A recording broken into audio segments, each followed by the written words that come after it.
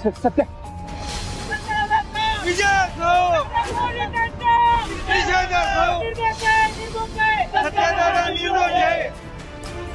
तात्यासाहेब, तुम्ही आणि सत्यजित आता या क्षणाला एकत्र कसे काय? सत्यानं मुकादमाचा खून करून खरंच गायब केला आहे का? सत्यानं नेमकं असं का केलं, या मागचं कारण काय आहे? तात्यासाहेब, तुम्ही आणि सत्या या क्षणी एकत्र कसे काय? असं काय करता? तो घरातला माणूस आहे. सत्या माझा एकेकाळचा अतिशय महत्वाचा निष्ठावान कार्यकर्ता. कायद्याचं प्रत्येकानं पालन केलं पाहिजे आणि माझा विश्वास आहे सत्यानं कुठलाही गुन्हा केलेला नाही. त्यामुळे मी स्वतः त्याला पोलीस स्टेशनला घेऊन चाललो. कायदा सगळ्यांसाठी सारखा असला पाहिजे म्हणून आमचं हे पाऊल आहे.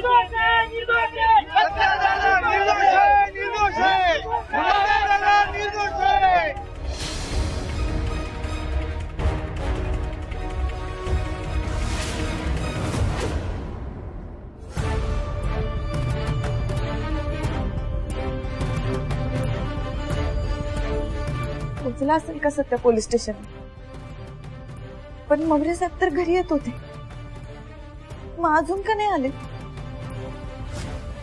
नेमकं काय चाललंय तिकडे काही कळायला मार्गच नाही. सत्याला अटक तर नसेल झाली.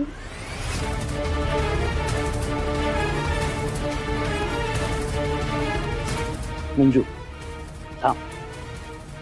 हे बघ, तू अशी पॅनिक होऊ नकोस आणि स्वतःला त्रासही करून घेऊ नकोस. सत्याला काहीही होणार नाही. सत्यादादा निर्दोष आहे. सत्यादादा निर्दोष आहे.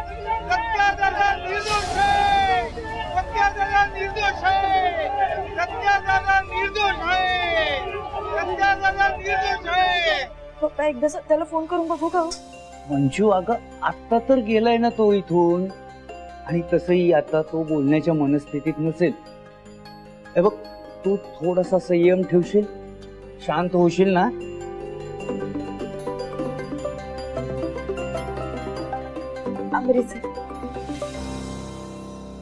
आमरे, कुठे आहेस तू? अगं आम्ही वाटेतच आहे. अगं तिथे इथं लय गर्दी झाल्या. सत्यदाजींना अटक करायला ना पोलीस आल्यात, पण ते सगळ्या पोलिसांना ह्या गर्दीनं अडवून ठेवलंय. अगं काय? अगं हो, बायका माणसं लय गर्दी. अगं पोलिसांच्या गाडी समोर आडवी आल्यात. पोलीस सत्यदाजींना अटक करू देईना. अगं काय बोलतेस तू?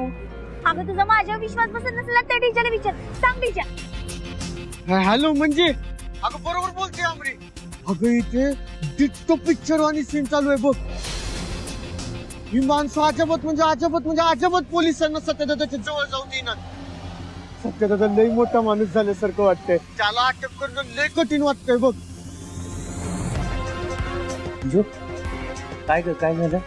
पप्पा, अहो लोकांनी पोलिसांची गाडी अडवली.